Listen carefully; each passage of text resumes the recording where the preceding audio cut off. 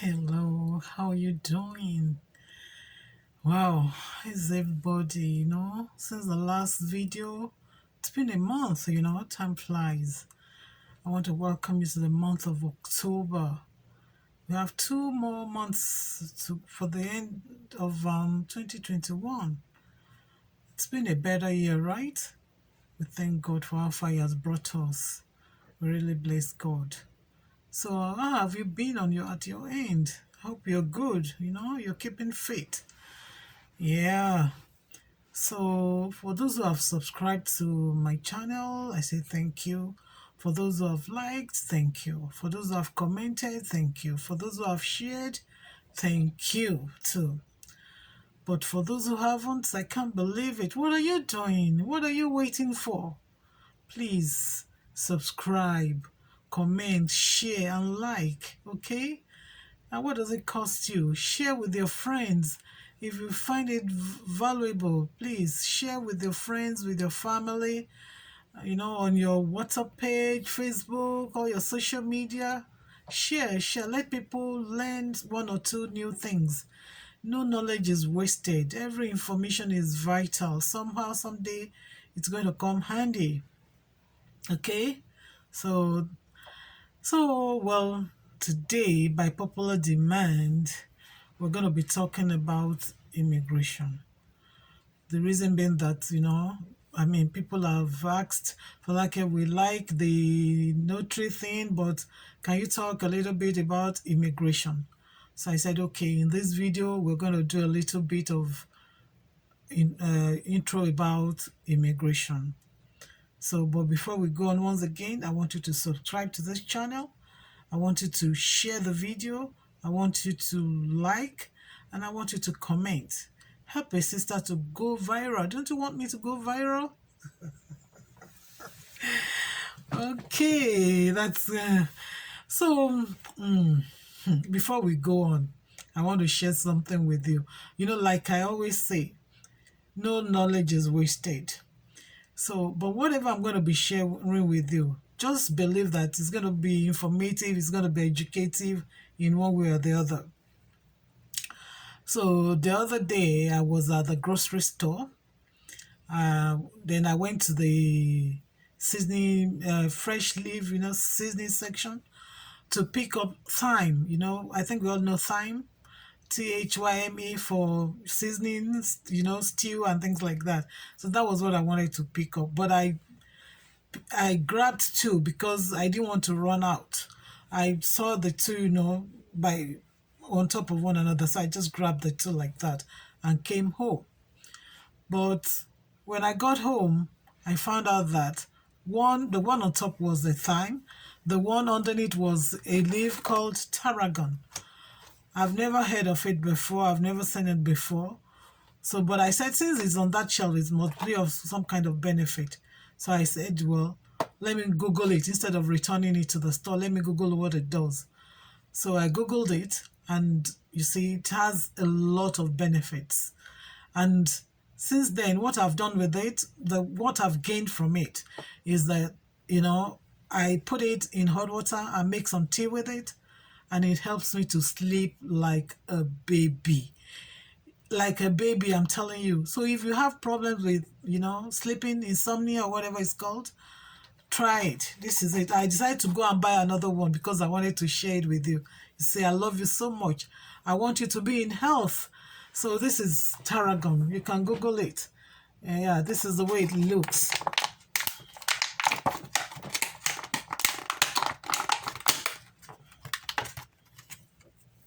Yeah, this is the way it looks. If you can't find the fresh one, you can look for the dry one. It will still be as good as the fresh. Lots of benefits. So Google it, and you will thank me for it. Okay? Yes. So, like I said, we're going to be talking about immigration today, but this is just brief intro because, like I said, I don't want to be making long videos. But as is my custom, I normally like to know the history of a particular subject, before I delve into it. So I wanted to know a bit about, how did immigration start and all that. And I found out that Immigration started back in the year 1789. That's when they would started using the word. People have been moving definitely from one place to the other. And this word, immigration or emigration, came from the word migrare. Is migrare. It's a Latin word. So the two word emigrant and immigrant, they both, emanate from that word. And emigration means, the place you are going out from. Immigration means the place where you're going into. For instance, you are emigrating Nigeria to immigrate into America. Yes, that's the way it's used. So basically, I think that's just what I wanted to know about the history. And then I wanted to know that the type of immigration status. How can you acquire immigration status? And I found out there are four of them. We have the citizenship, we have the conditional or permanent resident, we have the non-immigrant status, and then we have the undocumented immigrants. I'm going to go over them briefly, because we don't want long videos. So citizenship, as we all know, can be acquired either by birth or or through employment of family-based application or petitions. So if it's once you become a citizen, but one of the first thing is you become a permanent resident, and then you gravitate into citizenship by way of status adjustment. The good thing is that once you are a citizen, you can you do a whole lot of things in the country. You are like you are a citizen. When you say somebody is a citizen of a country, that means certain rights and privileges would accrue to you. And most of the time, you can't just lose your citizenship like that, except it's acquired through fraud. If they find out that it's been acquired through fraud, that is when you can lose your citizenship. And then we have the conditional residence, which is usually marriage-based. Once they give you your conditional permanent resident card for a period of 2 years, you have a period of 2 years within which to adjust your status. And that's why it is called conditional, because after 2 years, if you don't do it, you might lose that privilege. And then we have the permanent resident, which, as I earlier said, could be acquired through either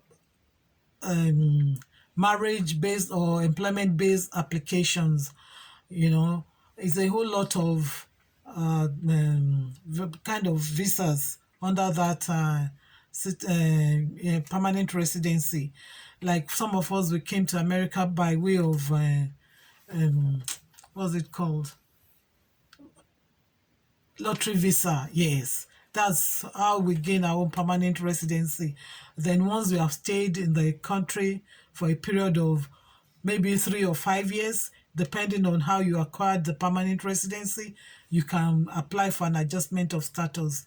It's a whole lot of process, like I always tell people. So it's not that easy. Immigration law isn't that easy. Immigration practice is not that easy. It's a whole lot of paperwork, follow-up, and things like that. Then we have the non-immigrant visas. These people are not, they don't have an intention of living in that country, or in US, and they are like F1 visa, which is for students, the K1, which is for fiance. We have B1, which is pleasure or B or visiting visas and all that. And they are for a limited time, for a certain number of period. And once you exceed that period, you will be out of status. you'll be out of status. So that's why once you know that your visa is about to expire, you have to make sure that you do something about it. Look for a way of regularizing your status within that country. Otherwise, well, you're going to fall into what they call undocumented immigrants.